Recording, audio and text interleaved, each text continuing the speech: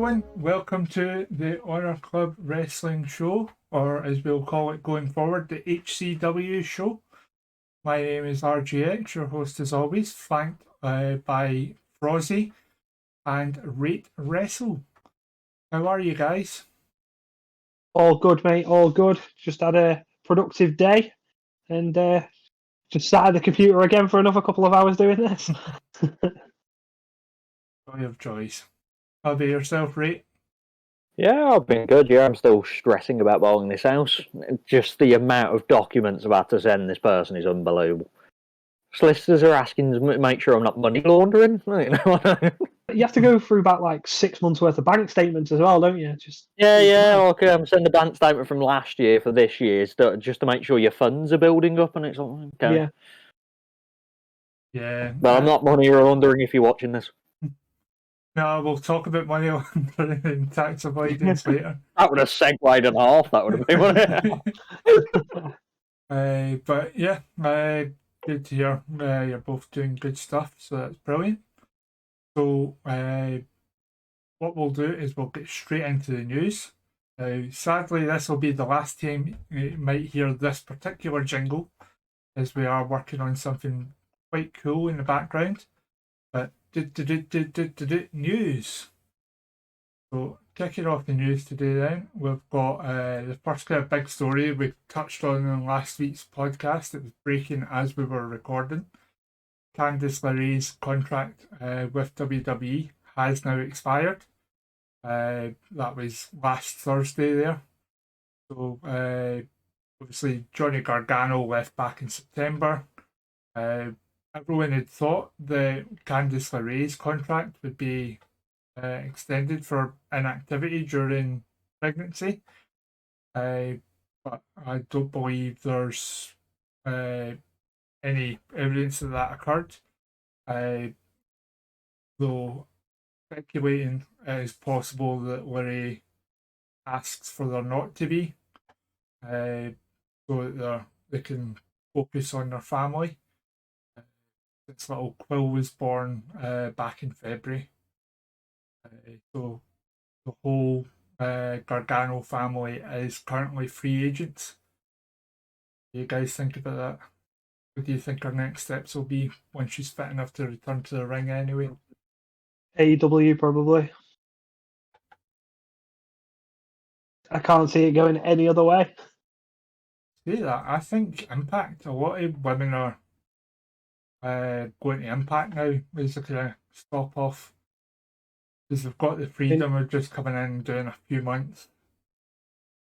And then testing options from there. So, and they are focusing on getting the Knockouts division back up to a decent standard again. So, could well be an option there. Same with Gargano.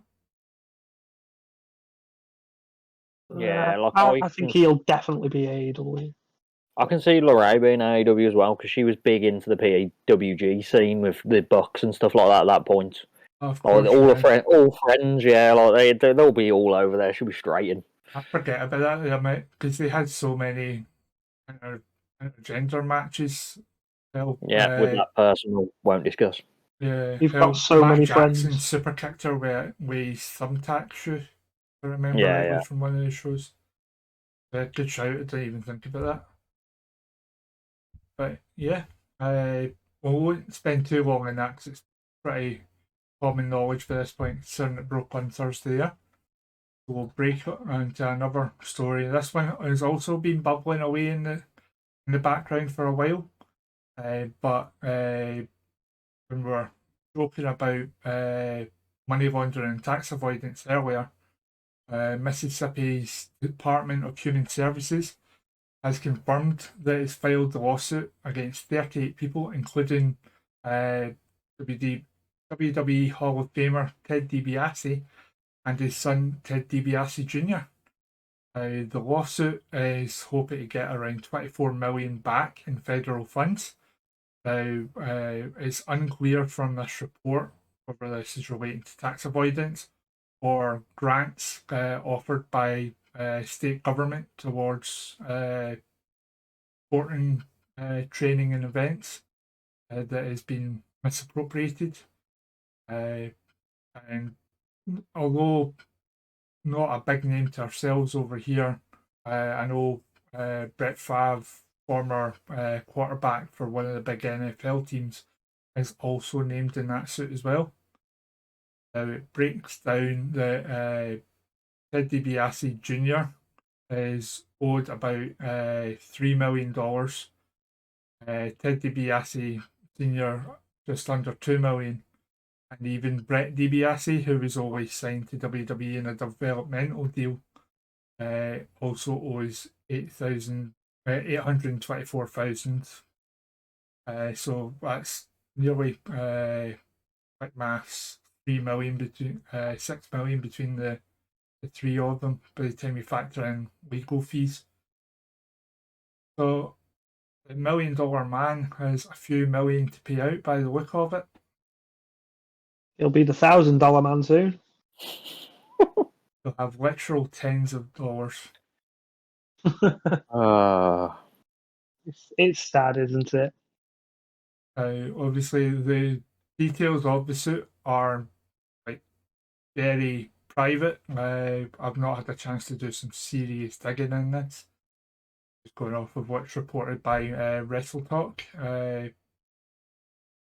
So hopefully on our Discord we'll dig into this and share further developments as they come through. But yeah, not much more to add on that at the moment, unless you guys have anything on that at all. No, like I said before, when we discussed it shortly before we came on, it was news to me when you told me, so not really seen much.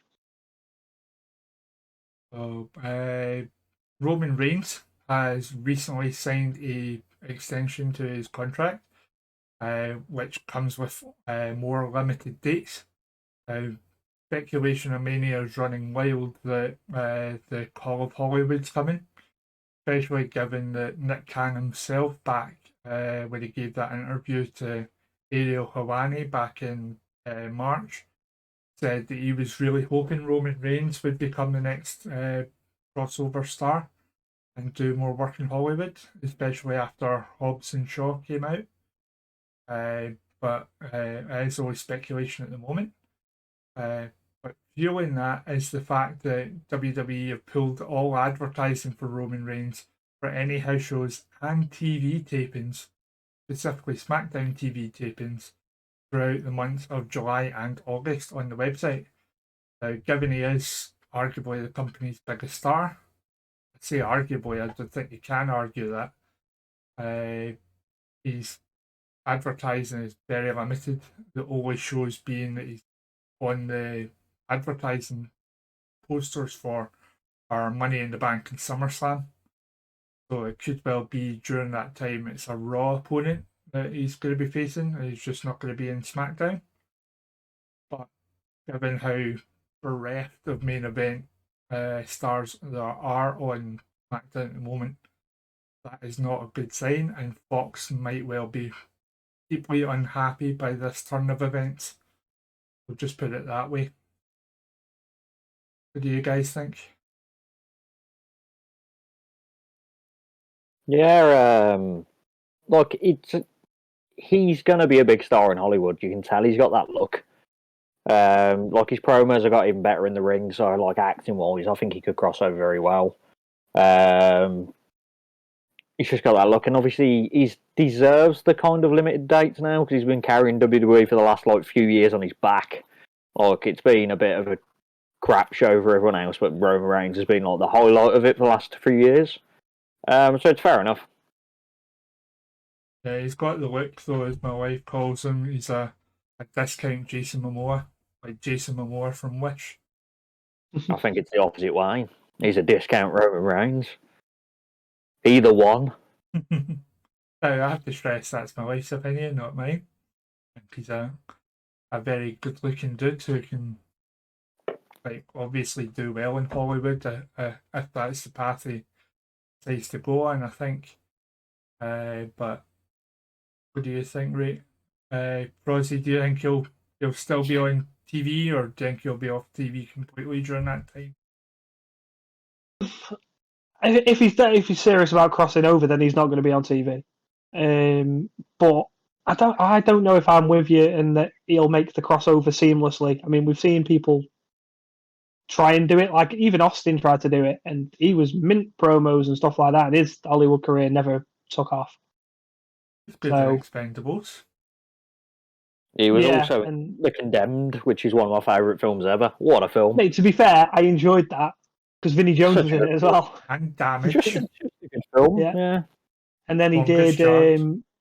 Hunt to Kill The as Longest well, Yard. Yeah. Yeah, but they're not winning Oscars and stuff, are they? No, but neither's The Rock yet. Well, no, but he's in big films, like big films. Yeah, he's in blockbuster films like Jumanji. Like they're just named films, aren't they? They're not like amazing, but like they're big blockbuster names, aren't they? Yeah. Yes. I don't know if Ranger's got the range to do it. Yeah. Roman Reigns, eh? What you did? And I had to. That's why I said it like range because I wanted to make sure I got it right. And he doesn't have the reins. And speaking of people being pulled from SmackDown, after 4 weeks of video promos, the first two of which were really well done, building her up as the big babyface on the brand. I won't spoil the return match and my opinions on that from SmackDown just gone. WWE have moved her to the Raw brand, and she's going to be a heel again for all that build-up. To me, that's like peak WWE right there. Yeah, it's WWE doing WWE things. Yeah, look, I won't go into it, but like even the reaction to it was like on SmackDown we're going fully, but he was. Yeah, just I can't see the logic in it. Like, I was completely dumbfounded when I heard her introduction on SmackDown. I won't go into too much detail because I'll talk about it probably at length when we do the reviews on Thursday. But to me, it's all baffling. Like, what was that all for?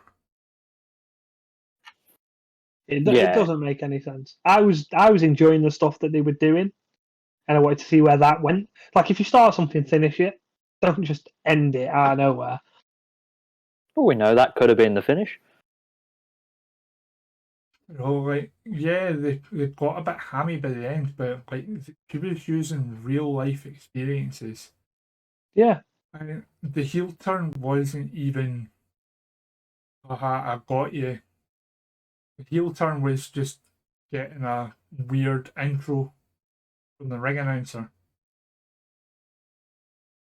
So, like, it wasn't even as if I made you all feel sorry for me. More fool you guys. There's none of that. It was just, oh, you're a heel. Okay.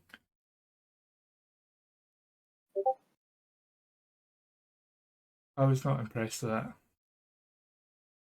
No. So that is all the news, unless I'm missing something. At least all the news surrounding the wrestling world as a whole. And exciting channel news, we are going to be getting our brand new audio intros very soon. So no more basic stock music on the videos. If there's any music at all. It's about to get very slick up in here. Can't wait.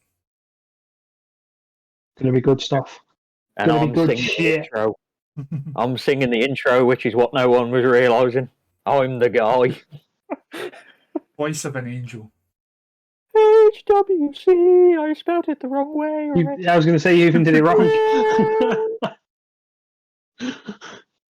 Well, anyway, see you later. That was a very lovely segue to your awards there, Rate. So, I should have probably done my own intro, yeah. But if you'd like to crack on, my friend. Excellent. Yeah, here we go. We're going to go to the RateWrestle Awards. There you go. I know I'd say my own name. There we go. That's helpful. Yes, we went through event and company last year. We're going to go on to, it's just going to be match of the year. Last year, it felt like a year how long it took me to get through them. The video was only an hour. It felt like I was speaking forever. But yeah, this week we're only going to do match of the year, luckily. So like I did last time, we'll go through 50 to 20, just kind of going through them. If you want to bring up any highlights, I know you're a massive Dragon Gate fan, so we'll bring up the information on that as we go along.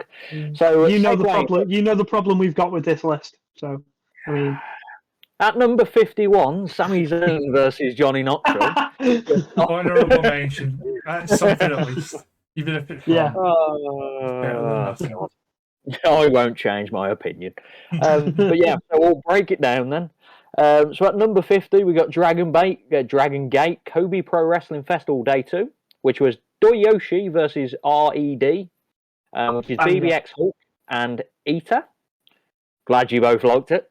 Then we had Hiroshi Tanahashi versus Jay White at Wrestling Dontaku Day 1 last year. Then there was Stardom, which was Momo Watanabe versus Shuri, who's going to appear a lot on this list, Shuri. I'm a big fan of Shuri. So 5-star Grand Prix, that was the final of that. So that's kind of like their New Japan kind of tournament, so their version of it. Then the Stardom 5-star Grand Prix final as well. You had Shuri versus Takayumi Oroa.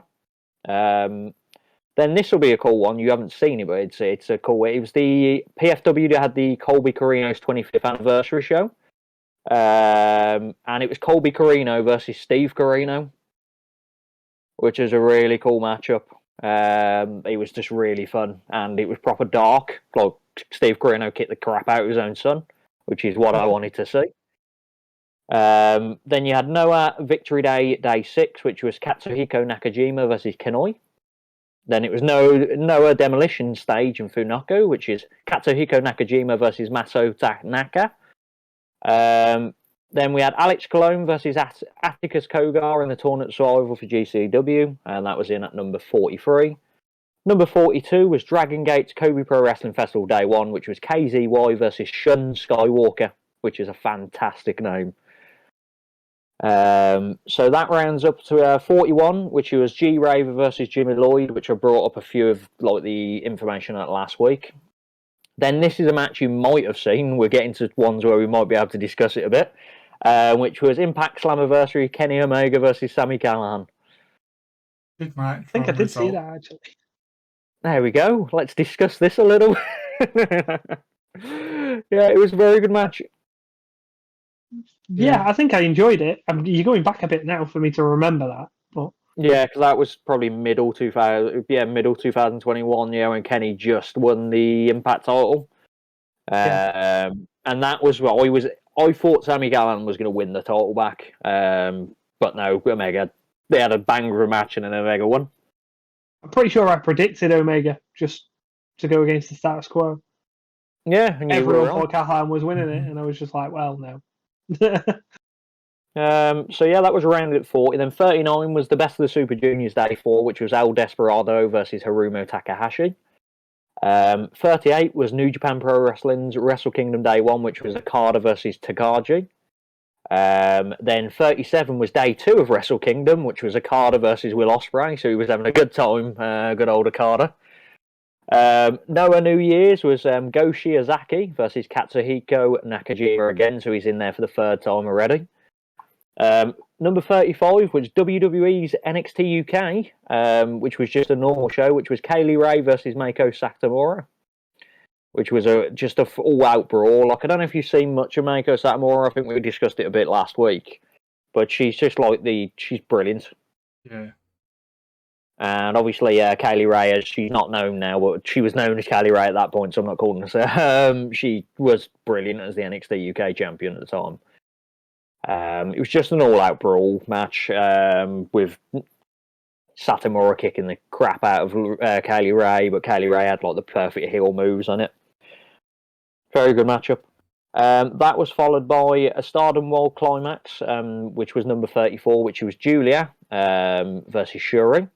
Then number 33 was a recent matchup, so it only just got in here last month, which was Suzuki versus Ishii from the Windy City New Japan show, which was just two old men kicking the absolute shit out of each other. It was just Ishii, bit like no selling, but then Suzuki laughing in his face continuously. It was just a brutal brawl. Then that was followed by a match you may have seen, which was the AEW Grand Slam Night 1, Danielson versus Omega. Was that the 60-minute draw? I believe so. If it was it was on AEW, yeah, because that was on the main show. Yes, it was the draw, which was just perfect. Like it got both of them over. Like Omega lasting 60 minutes, Danielson coming in as like one of the new faces and just showing that he can still go. And he's going to go forever. Danielson showing that Omega can have a normal match. Yeah. It was the perfect way to kind of show AEW fans, well, not AEW fans, outside fans, that Omega can actually have a normal matchup and a good matchup, because they're so used to his AEW like matches at the moment. So at number 31, we had the Art of War Games GCW, which was a War Games match. So it was 440 Ohio, which was the team of Ass Kogar, Bobby Beverly, Eddie Only, Eric Ryan, and Gregory Irons, and Ricky Shane Page, versus Team Murder Death Kill, which was AJ Gray, Alex Colon, Effie, Mance Warner, who's been around for a while now, Matthew Justice, and Nick Gage. So that was just an all-out brawl. It was ending like a rivalry where 4-0 were just going through GCW. They were like the evil faction, and then this team kind of rivaled to get them out. Nick Gage was just like, it was just his brutal self in it. But it was a War Games, but there was a lot of hardcore in it because obviously it's GCW as well. Yeah. It's just a fun match. I like War Game matches. This was followed up by New Japan's New Japan Cup Day 13, which was Ospreay versus Zack Sabre Jr. So the Battle of the Brits. It was a very good match if you haven't seen it. It was basically, obviously, you know the difference. Ospreay was going for the harder hits, trying to be more athletic, whereas Sabre was trying to submit the crap out of him continuously. And then Sabre did one of his submissions where he just catches it straight away and he kind of bends it straight away and they have to tap instantly. It's not like they're holding on and tapping out like most wrestling. It was literally like he did it against Takaji, like he twisted his arm one way and it looked like he broke it and he tapped out straight away. But it was just a proper, a good old-fashioned like UK brawl, which was great to see in New Japan. Then it was number 29 was Grand Square in Osaka, which is Noah, which was Katsuhiko Nakajima again, and he was fighting Namuchi Marufuji.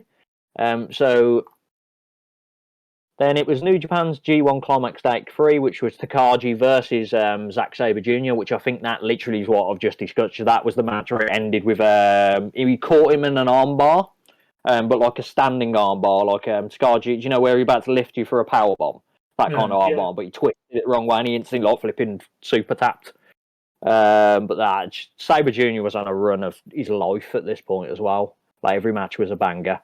27 Summer Struggle Day 20 in New Japan, which was Doki versus Hiromu Takahashi. Then the first DDT match, I think, of the show, which were on number 26, which was Grand Prix, which was Harashima versus Yuji Akabayashi. Nearly struggled to say that. 25, crossover in Sendai, Naomichi Marufuji versus Takahashi Sugiura. 24 was the best of the Super Juniors and the World Tag League final. And this was Takahashi versus Yo, which I think went like 40 minutes. It was just a full-on like Super Juniors brawl. And then this one, I think you wanted to discuss a bit, Frozzy, which I put in at number 2, which was AEW Rampage, the buy-in, Bryan Danielson versus Suzuki. You weren't a big fan, were you? No, didn't enjoy it. I don't know, can't explain it. It was just like, it's one of them where I've sat there and I watched it and everyone had raved about it. I don't know whether it's just me being a dick, but I was just like, why is everyone raving about this? I don't understand. Because you were being a dick. No, I just didn't enjoy it. And it's weird because I normally enjoy Danielson matches. I haven't seen loads of Suzuki, but I know about him. But I think it's because I'm massive into Suzuki. So I think the people that raged about it like are massive into Suzuki and they like Danielson. Whereas if you're not like with Suzuki and you just like that, it would be a weird match to see. Yeah. But I'm into Suzuki, and this is my list. I didn't see it. Fuck Johnny Knoxville. List. So that was followed up by a recent matchup, which was WrestleMania Night 1, Rhodes versus Seth Rollins. So we're getting into the 4.7, 4 3/4 star matches now. Everything above this is in that period. I think Danielson and Suzuki are rated as 4 3/4 as well. And then a match from my event of the year, which I've literally lost where I was, at number 21, which was Michael Oku. No, actually, this wasn't from the event of the year. I lie. Basically, for some reason, RevPro called the event twice high stakes. They had one in late October, then they have one in early in 2022 as well, so it's a bit weird. So like there's 2 high stakes in the thing, but this one was Michael Oku versus Will Ospreay. It was just like the ultimate. Will Ospreay's in his pure evil mode at the moment. And then Oku's is like the big face of the company, and he's like the underdog of it, and it was just a full-out brawl. Ospreay did him dirty at the end as well. He was just hitting finisher after a finisher on him. But it was a very good matchup. And then number 20. So you had Hyper Battle Day 5, which was Okada versus Zack Sabre Jr. So this was the recent matchup they've had. It was a proper classic, which I was gutted Sabre Jr. lost. Like, I just want a Sabre Jr. heavyweight title run in New Japan. Like, he's beating everyone. It just needs to happen. Number 19, AEW All Out, Young Bucks versus Lucha Bros. So I believe that was the cage match. Yeah. I wasn't a big fan of the Young Bucks going into this. I always thought they were all about the sports and not about the psychology. And don't get me wrong, this had all the greatest hits of Young Bucks spots. And a lot of offense that was just transitional instead of like meaning something. Yeah. But there were some brilliant near falls by the end, and I genuinely didn't know which way it was going to go, which kept me on the hook all the way through. Which normally isn't the case with the Bucks. Normally the Bucks are like, oh, they're flipping again. But they need to flip off. That's what they need to do. This was my favourite Young Bucks match. Yeah, it was a very good matchup. Like, it would all be over this, which is weird. The other match I'm about to mention didn't even make my list, but another good Young Bucks match was the FTR one, and I think it was Dynamite recently. I can't remember if it was Dynamite. It was Dynamite, wasn't it? One Rampage. But that was a very good Young Bucks match as well. So we'll move past Frozzy's opinion. That was it. Flip off. Let's move on. So we had Ring of Honor Supercard of Honor, which was the Briscoes versus FTR. This was just built up to be a great match, and it delivered. Briscoes have always been a good tag team, but they're pretty much Marmite when it comes to actual people. Like, you either like them or you don't like them, but I don't. I just look at it the wrestling wise, and they're great wrestlers. And then obviously FTR themselves are just built for this, like tag team wrestling. So it's just a great matchup. Then at number 17 was the WWE NXT TakeOver 36 with Dragunov versus Walter. Yeah, we discussed that when we were doing your events of the year, didn't we? Yeah. It was I feel like it should have been higher. But... battering, yeah. I rated 4.75, so what, 4 and 3/4 if you're going that way. But yeah, so it couldn't get past the 5 stars, unfortunately, but like, because it would look weird on my rating system. I don't go back on what I'm on about. Tokyo Dome or in AEW. Yeah, I'm Mouncer. That's where it's going, yeah. Unless it was on Kamikaze Pro in my local indie, then it'd be 5 stars. You'd finally get your ratings for that. I'm never raking the 5 stars. People need to get it. That's just silly. We're not going to go into that now, but it's still silly. But yeah, it was just a proper battle. That's all you can really describe it. And like, the finish was brutal. Like, the finish of just the full-on choking him out and picking him up and he tapping instantly. That's what I like. I like insta taps because you know it actually is pain. It's like when they're holding on for about 50 minutes and their arm like in a figure 4 leg lock. Yeah. And then like eventually a tap. Whereas an insta tap, you know it's because they needed to tap. Try to limit swearing, but it's the S word, S word, S word. Like, get me out of this as soon as possible. Yeah. Aye. That's it's the same in like quote unquote shoot fighting like UFC. You get someone in a proper armbar or rear naked choke, they are tapping in less than 10 Unless seconds. they're an idiot, yeah. Like some of them just let their arm snap, but that's just stupid. But yeah, it adds an element to it. So this was followed by number 16 was New Japan's Power Struggle, which was Takaji versus Zack Sabre Jr. As I said, Zack Sabre Jr. and Takaji have been on this a lot, this list. But Sabre Jr. has been having a hell of a year in New Japan. And then we're into the top 15. So this will be the first 5-star rating. They're all 5 stars from here, but this is the first one, which was Independent Wrestling TV 100, which was Wheeler Yuta versus Daniel Garcia. I discussed this a bit on the events match. I was going to say, I think you went through this match on the last. Broadway, wasn't it? Yeah, it was like a full-on hour. You kind of realise when they got to 40 minutes that he was going to hit the time limit. I feel like you, but it was just a good brawl, and it was before Yuta got in with Major into AEW. And to be fair, I think it's the same with Garcia. He was kind of showing up on AEW, but he wasn't like showing up with 2.0 yet, and that's over. So it was kind of a good spectacle. Following up, which is another match we kind of discussed, which was AEW Double or Nothing, which was Omega versus Cassidy versus Pac. Like, this matchup was great. Like, it's so underrated. Like, they had me believe at one point that Orange Cassidy was winning the title. Yeah, same. Like, the amount of near falls and stuff like it was insane, and it was just a good triple threats are hard to get entertaining, but this one was a good one. Like, it wasn't the usual, everyone goes outside for the whole matchup, and then it's kind of like there was a lot going on. But it was a very fun matchup. Then Stardom World Climax, the top at number 13, which was Iwatani, who was in AEW for the first ever All In. Was All In? No, All Out when they first did the show, yeah. She was in one of the 6 women tag team matches. And she faced Shuri. Shuri was having like a monster year this year as well. She, as I said, I described her a bit. She's like Suzuki, as in she's like proper legit and just gets the crap out of people. Then we're following up at number 12 by a guy you would have heard of now. I discussed a bit of him last week, but he appeared on Rampage this week. Well, last week now. So DDT Judgment 25th anniversary show, which was Tetsuya Endo versus Konosuke Takashita. Would that That's not his be name. Konski? Similar to the way it's Shinsuke? It might be. Is it?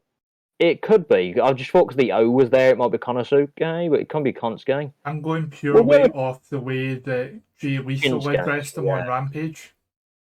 But he was calling him something. I think he couldn't say Sheeta on it either, so he was calling him like Takeshi or something like that, weren't he? Or something like that. It might be that's his name. I've never actually listened to it in Japanese. I've never actually heard the pronunciation of his actual name.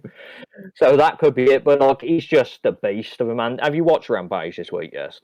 Yeah. I haven't. Yeah, he's just a good wrestler. And he's a big Japanese wrestler as well. You're so used to them being like average size, but he's a beast of a size.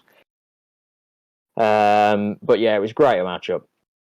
And then before we get into top 10, we've got number 11, which was G1 Climax Day 1, which was Takaji versus Ishii. So this was pretty much what you'd think it would be. It was Ishii and Takaji just beating the shit crap out of each other. Let's get the swearing. Beating the absolute crap out of each other. There was a few no-selling. Like Ishii, I can't remember I'm sure he didn't win. I can't remember the result of the match, but it was just a full-on brawl. And Ishii is always good for matches. So we're cracking into the top 10. So this was the event of the year I discussed, which was so one half of the event of the year, which was Ricky Knight Jr. As we described, that was Paige's brother, if you're not sure of him, versus Will Ospreay. So this was kind of like the battle of old Ospreay versus new Ospreay. So new Ospreay now, obviously, Will is more like less flippy. He's more like built and he can batter someone, whereas Ricky Knight is more flippy. So he relies on his athleticism and stuff. He still has some powerful strokes, but it was just kind of like new school versus old school, even though they're not all that different in age. It's just a very good contest, and they built it very well. Yeah, you forget Ricky Knight's still really young, right? Because of how long he's been about the British scene. Right, Because obviously all the Knight family have been in there since they were old enough to throw a drop kick. But yeah, I don't even think he's like 32 yet. There's only a year or two between him and Paige, isn't there? I think so. I'm trying to find his Yeah, there's not. I'm sure there's not much between them. They're actors from watching the film. Yeah, Ricky Knight. I mean, I'm going to have a gander. Ricky Knight Jr. is 22. So that's insane. Yeah. So, like, he still get every chance of getting out to Japan or something. Yeah, he's and I think what hindered him slightly was the COVID era, because it was 2 years of not being able to wrestle that much and stuff, and like that's from 20 to 22. That's a big period in wrestling. Yeah. You know, when you're trying to grow up. But yeah, he's very good matchup with it. Followed up by number 9, which was Stardom's Tokyo Dream Cinderella Special Edition, which I struggled to say last week, which was Utami Hayashishita versus Shuri. So she's in there again, as I said, just a great love for Shuri. There's no bias. Every match she does is just world class.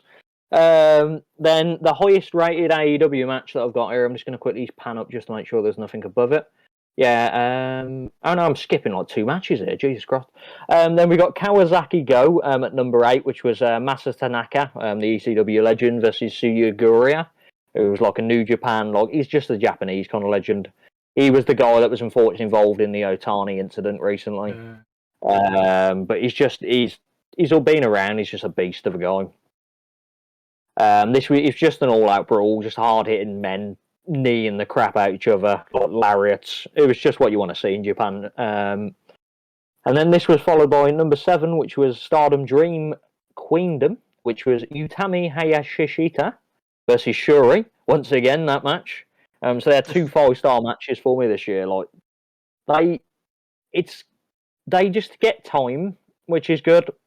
Like they get time to actually, obviously, because it's like a whole women's promotion. But you just know, if someone like Banks or Lynch had enough time, they could pull out matches like this all the time. But you have like a pay-per-view event, which is allowed to get 15 minutes, and then on Raw they get 6. Whereas in Stardom, you don't really have a TV show that often, so they're always going for like 15, 10 minutes, and some matches like this, like 30 minutes. So it's just classic matches.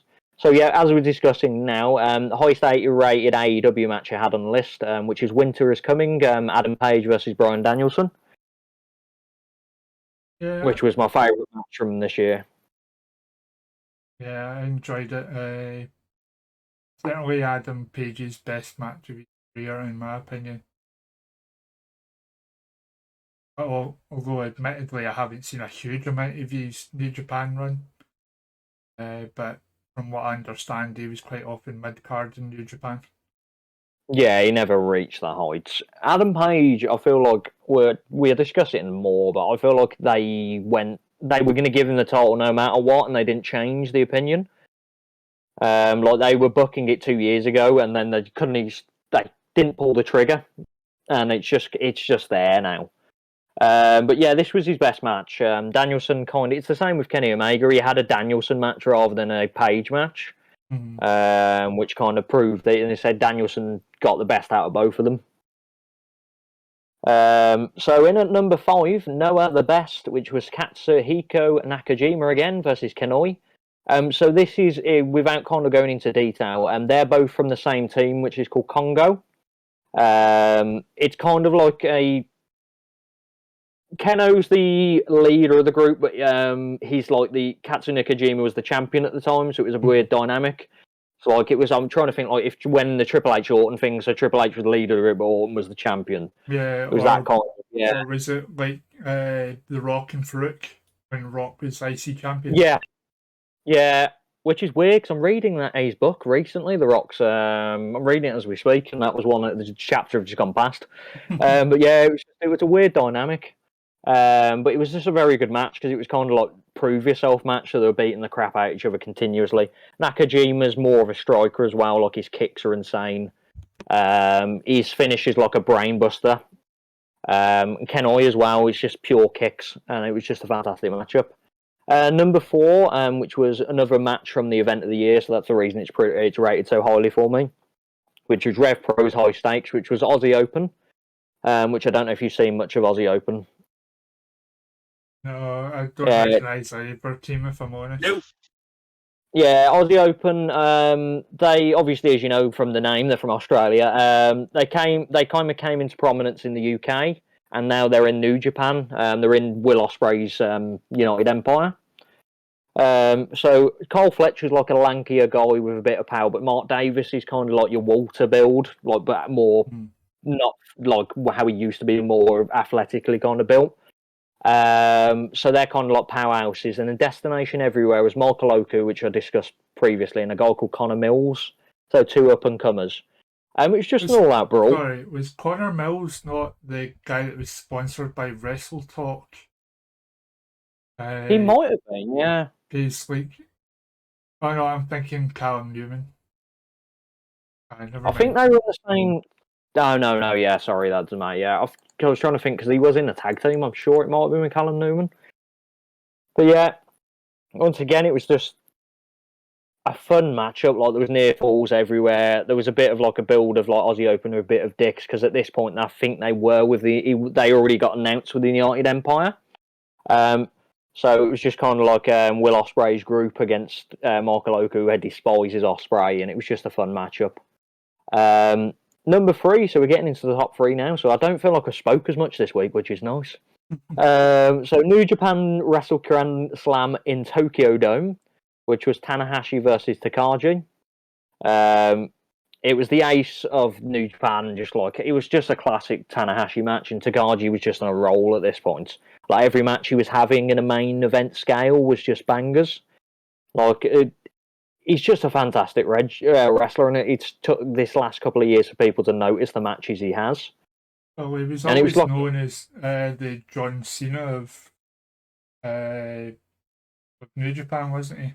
That's the way people viewed him. Who are we on about, Tanahashi or Takaji? Tanahashi. Yeah, he's like the ace, yeah, so he's like the appeal of it, yeah. Not the rock star of it all. But yeah, it was Takaji's he's breaking out at this point. But Tanahashi, he's been going since he was in the main event scene in 2008, and he's just been never there ever since. Then at number 2 was Wrestling Dontaku Day 2, which was Ospreay versus Takaji.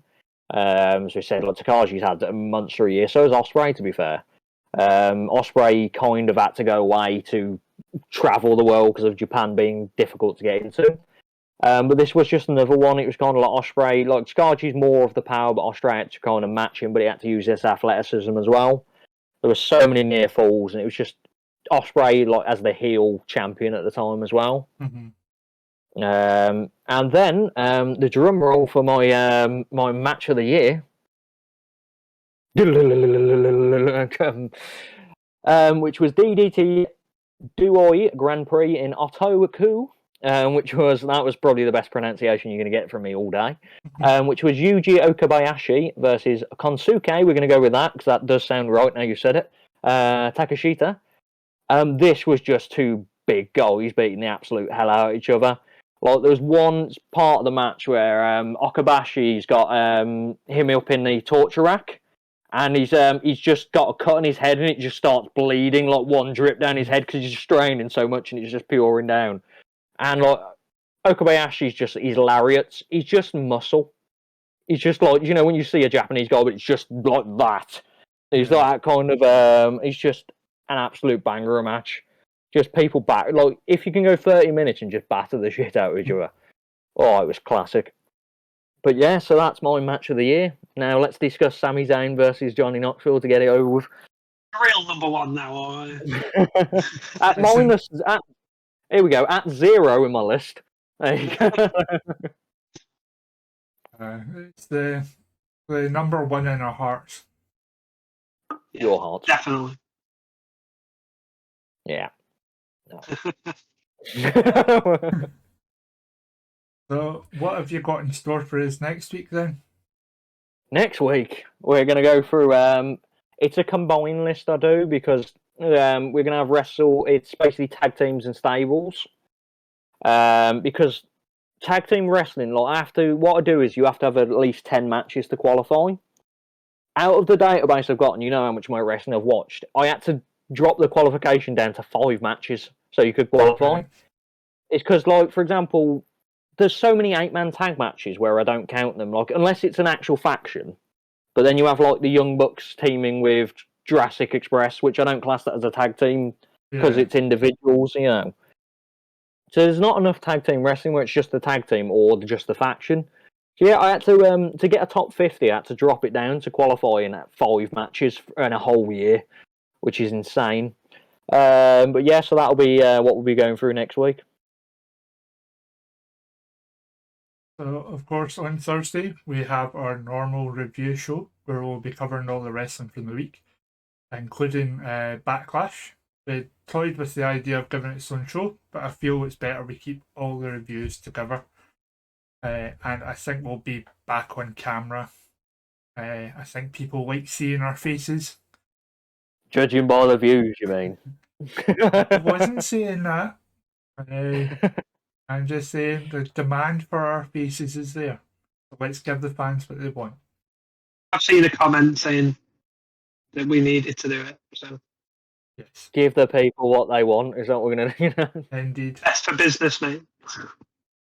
So that's everything from me. Unless you guys have anything to add before I punt the socials. No, absolutely nothing. Just see you all on Thursday. Yeah, I got nothing over. Fair enough. So please do the usual, folks. Like, comment, subscribe on this video, share it amongst your friends. Give us a little follow at Honor_Club. That's Honor with a U because we are British. And I don't remember it. And yeah, we will see you guys on Thursday. Take care, everyone. See you later. Yeah.